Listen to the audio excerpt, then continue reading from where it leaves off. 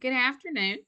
I'm Sherry Peoples, and I'm going to be discussing George Pullman, a man whose name is synonymous with railway sleeper cars. As a young man, George Pullman and his partners built their first experimental versions of the luxury sleeper car during the Civil War around 1863. But it was just a few years later in 1868 when he created the Pullman Palace Car Company and built it on the principles that money could be safely invested into the artistic and beautiful, that he really started to see his dream come to life. Pullman believed that people would not only pay for luxury, but that they would respect it as well.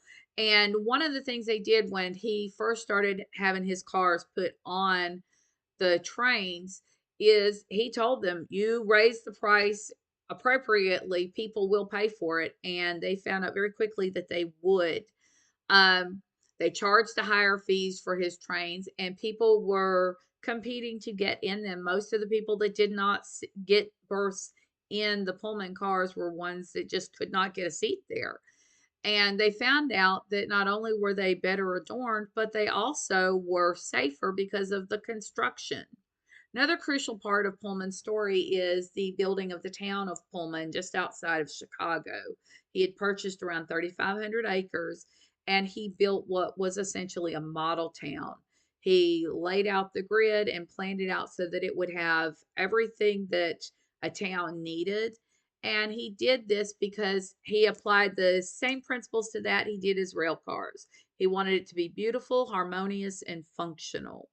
Things seemed to be going really well for Pullman and his business, but then in 1893, the country was going through economic slumps, and by 1894, the Pullman Company could not escape the issues that were affecting everybody else, and he had to lower wages for his workers. In May of 1894, he had workers walked off the job. By June, the railway union had taken up their cause, led by Eugene Debs, and the union actually issued a memo that forbade members, all 150,000 of them, from handling any of the Pullman cars or their equipment. It was so bad, the Attorney General only got involved trying to make sure that the U.S. mail would be transported. And when his efforts failed, the president called in the military to get control because there was a lot of rioting and violence, a lot of property damage and destruction. It was one of those things that President Cleveland, when he weighed in on the strike, he said the union's assumption of their quarrel gave it the proportions of a tremendous disturbance, paralyzing the most important business interests, obstructing the functions of the government, and disturbing social peace and order. Harper's Weekly was constantly running articles about the strike while it was ongoing. July 7th, in an article, they actually compared the union to blackmailers. The next week, they referred to the strike as a reign of terror. And then on the 21st of July, they wrote an article on the lessons learned from the strike. And one of them was that Pullman, if he had learned anything, was he should have just fired people rather than lowering their pay. Um, so it was one of those things that was a very difficult circumstance that did not just affect Pullman, but it affected the entire country. He only lived for 3 more years, and when the Savannah Tribune